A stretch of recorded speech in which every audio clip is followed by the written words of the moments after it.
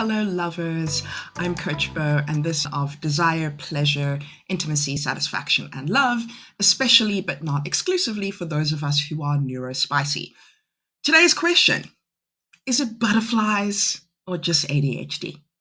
So I have a theory, somewhat unsubstantiated, but coming from a lived experience of having ADHD my whole life, despite not knowing that I had ADHD my whole life, plus now coaching a number of people who have ADHD and coaching a number of people who have ADHD on relationships, dating, sex, etc. ADHD brains tend to chase what feels like butterflies because it's actually anxiety. And paradoxically, like in a way that does not make sense if you think about it rationally, anxiety is actually a lot more fun than security. And so we're going to be more likely to do things that result in anxiety. For example, starting a relationship with someone because they give you butterflies when in reality they're just making you feel insecure. Let me elaborate. So I have a theory which is shared by a number of people who have done a lot more study on this than I have, that essentially the ADHD brain only works to get things done if one of four conditions are met. I think there's other acronyms that people might use for it. I have no idea if I came up with this or I read it somewhere. So like if you came up with this, please tag me in it. But I feel like things have to be nice. So nice, the acronym as in new, interesting, consequential, or exciting. When something is new, it is something that you're not yet familiar with. It has all of the rush of novelty. It is something that takes you out of your normal routine, which of course the ADHD brain loves. And it's something that's going to give you a different sort of dopamine hit from what you've had before. We also know, and this applies to people who are addicts, the first time you do something when it's super new, it's really super impactful, really fun, etc. Over time, the return of that buzz kind of diminishes, so you have to keep taking more of that substance. And that's kind of like with activities that are new as well. So that's why at the beginning of a project, I am always so much more interested, engaged, etc., than I am towards the end of the project. Now, interesting. I think interesting is self-explanatory, but it's also important to note that what is interesting for you may not necessarily be interesting for other people. I completely geek out on sex and relationship scientific data, whether it come from psychology, sociology, anthropology, whatever it might be. That's my jam. But I recognize that there's a lot of people who would think that is quite boring. Similarly, I've dated people, for example, who were really into sports. I love a number of sports, but some, please never make me watch them. Golf is a really good example, and I'm always referencing Malcolm Gladwell in Revisionist History podcast, who said, golf is just a good walk ruined. Don't come for me in the comments. But that is not my idea of interesting, and so that is never going to be something that stimulates my brain in 1,000 years, regardless of how new or whatever it is. You, however, may love golf and be really into it and find it super interesting and want to brain dump on people all the time about golf. Do you? That's fantastic. Third, consequential. Now, I know that people talk about urgency usually and think that urgency is the thing that spurs ADHD brains into action. I have a slightly different take on that because, for example, urgency could mean my house is on fire, right? Or urgency could mean my coworker needs me to go print this thing out for them, right? There's a very clear consequence to your house being on fire, right? There is a very clear cost and a detriment that comes to you if you do not attend to that activity quickly, right? It's the idea of giving yourself more sticks than carrots. It's creating small punishments to get yourself to do things, right? Which is kind of the opposite of creating small rewards to get yourself to do things. And for some of us, our brain has just evolved such that we know that punishment and the threat of consequences works a little bit better than novelty, excitement, and the prospect of interesting things, especially when it comes to work-related things. And I found that for things that I really don't think are interesting, that's pretty much the only way for me to get it if the cost of not doing it exceeds the benefit that I would get from not doing it. And so this is why something like, the dishes, for example, not doing the dishes, what's the consequence of that? not hanging out with your children or your friends when you know that social bonding, relationships, etc., is the thing that gives meaning to your life. I would argue it's not that you don't necessarily care about your friends and family and, those social bonds. It's more that there isn't an immediate consequence to not sustaining those relationships. The consequence is so far in advance that you're really unable to think that far in advance, especially since the ADHD brain is very good at not being able to fully think through consequences that are much further in the future. Problematic. And then exciting, I think, goes the same way as interesting, except, I might get interested in a particular topic without being excited about a particular topic. And something may be disinteresting to me, but still exciting. Things like adrenaline inducing kind of extreme sports, for example, are not something that I ordinarily find super interesting. And I probably don't want to have a conversation about it. But, if I'm going to do it, it's probably going to get the blood pumping. It's going to get all of that fun adrenaline, dopamine, etc., going through my brain. So, let's do it. Cool. So, if we understand then that the ADHD brain works to get things done on the basis of nice, how does this apply to relationships? I think that it means that in a relationship, you're always going to be trying to find one of those four things. And the presence of one of those four things, novelty, interest, consequences, or excitement, is going to be what you equate with good. Because good means you're focused, you can get stuff done, you get positive rewards and feedback from other people, your life seems to be moving in the right direction, people are saying you're adulting well. Getting stuff done is the thing that we live for as ADHD people, because a lot of the time it's quite difficult to actually do. And so in general, we're going to try find nice, and we might in particular find nice in relationships because it allows us to relationship better. It allows us to connect the thoughts that we have about someone and the beliefs that we have about someone to the actions that we then take with them or for that person. Now, I also believe that neurodivergent brains in general have a poor tolerance for the unknown and try to get over that as soon as possible. I think in my particular case, it is I want to know whether I want to be with this person instantly. So I will meet someone, and within a couple of minutes, I will know either we're going to be in a relationship or not, either I'm going to fall in love with you or I'm not. And that feeling is so instinctual and so strong, and I really go with it, that I can date someone and go, I'm not going to fall in love with you, but you know what? I'm not really doing anything else this month. So let's do this, right? That kind of insta love and love at first sight, while it does exist in a strictly chemical sense of the word, it's not a real sensation. It's not a real kind of emotion. And I recognize that fully, even while I'm doing it.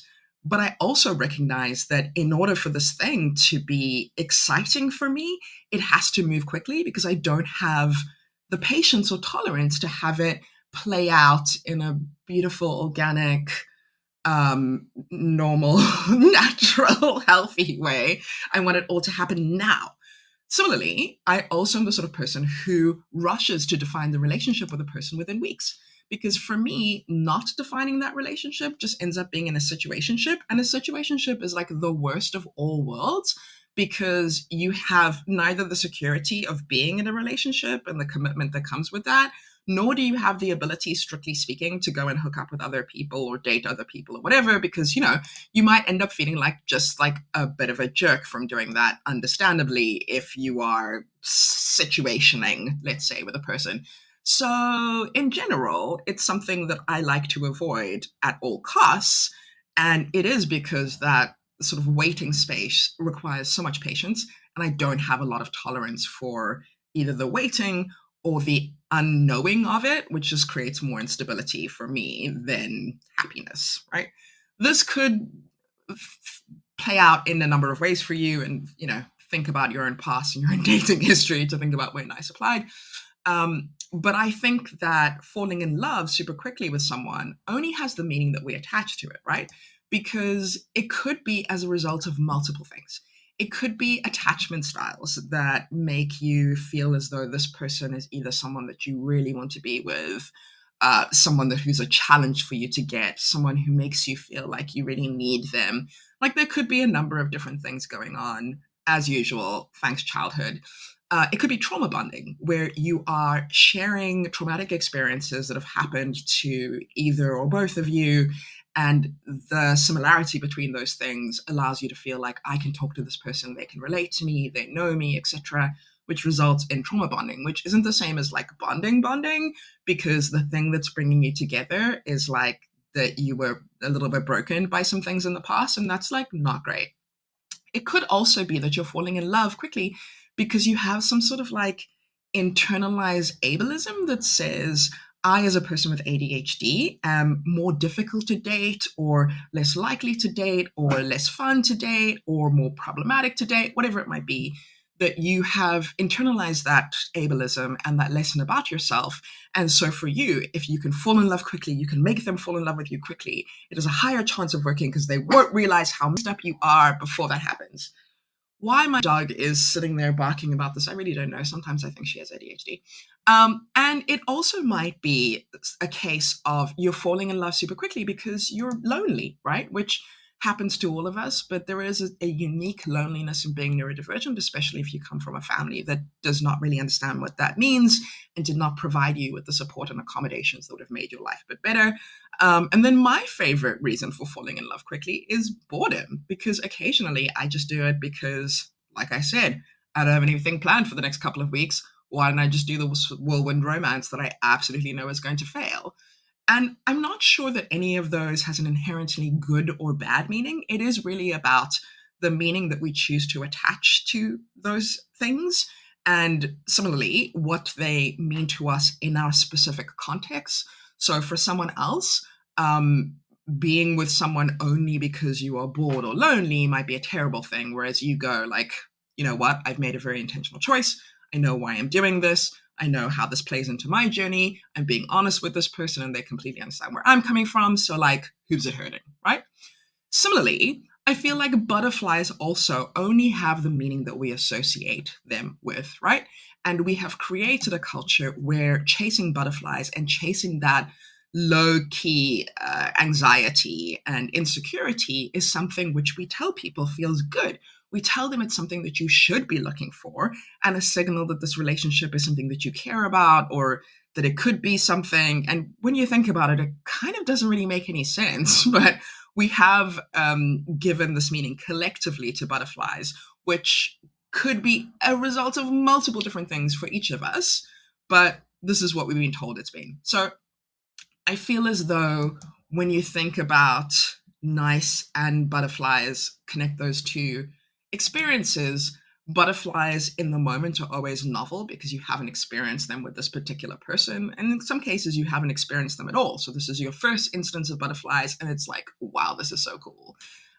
Interesting. I'm not so sure. I guess it depends on like how much you enjoy dating and how much you enjoy meeting people. Consequential. I mean, it's going to break your heart and maybe break someone else's heart, but you've recovered from that before. So that is the best indicator that you're likely to recover from that in the future. So I would argue not so consequential, but exciting 150%. Butterflies have risk attached to them. There's an unknown.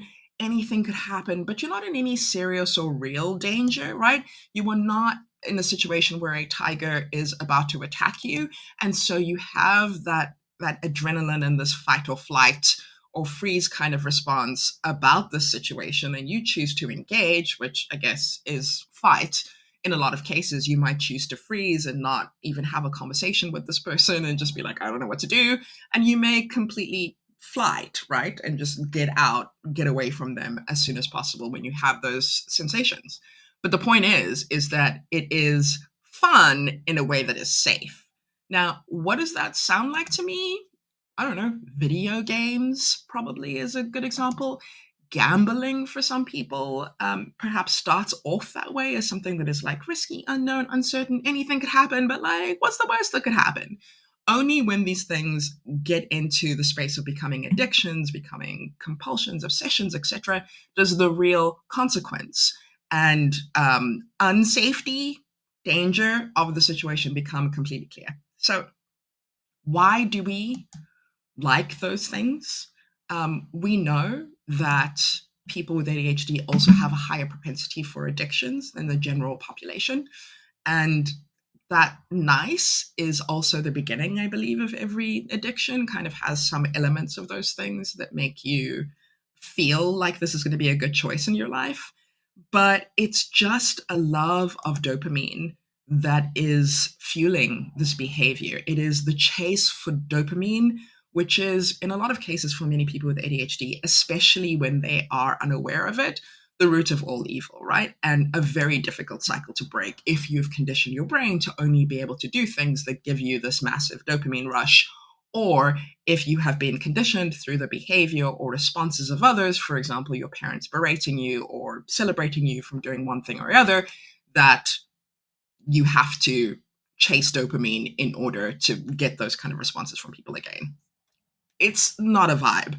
I would highly recommend trying to find healthier ways to do this. So, what might that mean? So, you could choose to gamify dating in healthier ways, go on like a 5-day dating spree, um, go on fun dates with people that aren't just kind of a coffee or a drink, but actually involve doing something new together that kind of gives you the same hit of dopamine without having to get it from creating meaning and contriving a relationship and a connection with this person at the beginning, right? Those might be healthier ways to still get your hit of nice in the dating process without the anxiety of butterflies. I think there's also a thing about forcing yourself to recognize the butterflies are most likely going to be anxiety and forcing yourself back to the present. When you have the sense of mindfulness and being able to return to the present, you can't feel obsessed with the past and things that already happened, and you can't feel afraid of the future and things that haven't yet, because you're in the present. You're only in the moment that you're in that moment. And that is a really good way to ground yourself. And there's a couple of exercises you can try to do that when you are feeling particularly anxious. Go back to the present.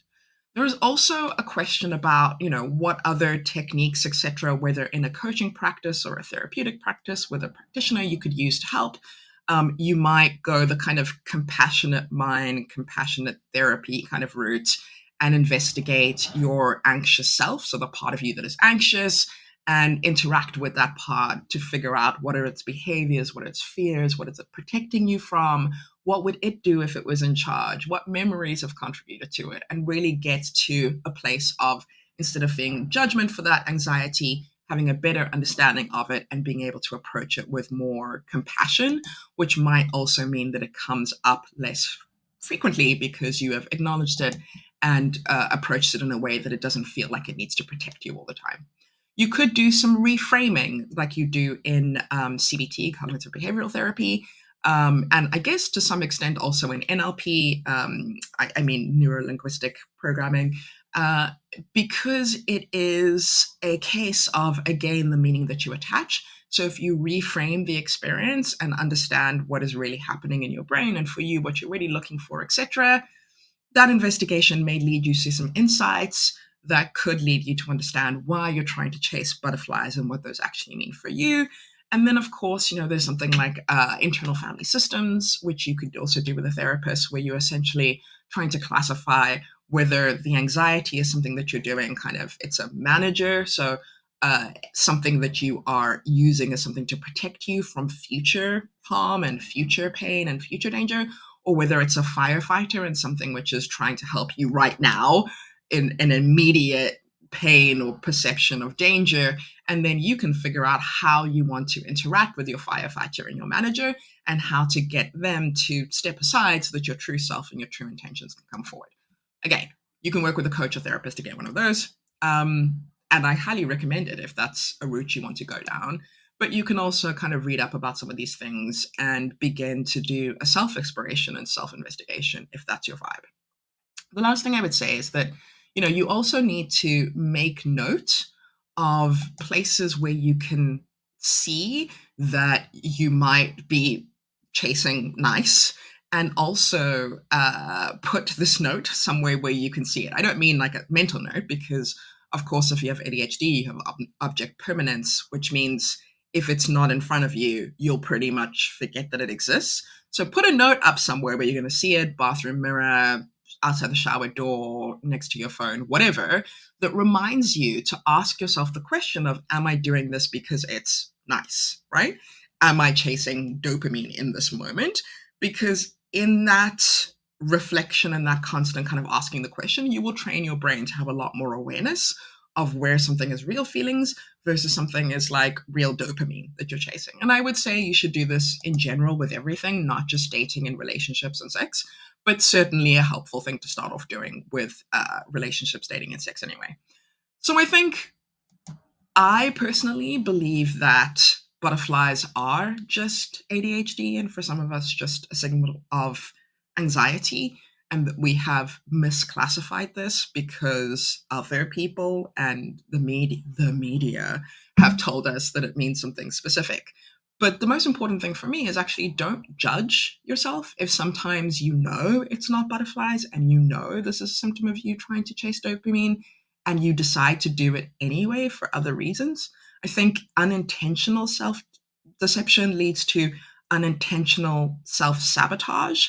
But if you're just kind of in your delulu era for a few weeks, and that's something you have to do because, that's your journey this summer, autumn, whatever, then so be it, right? As long as you are doing things consensually, as long as you are clear with yourself and others about what's happening and be transparent about it, as long as everyone's cool with it, I mean, do you go ahead and make those bad life choices and enjoy that dopamine for however long it lasts. Just keep reminding yourself that you can't keep on chasing dopamine forever because, at a certain point, you know what's going to happen. So, thanks so much for joining me for this discussion about butterflies and ADHD. I hope to see you again soon next time.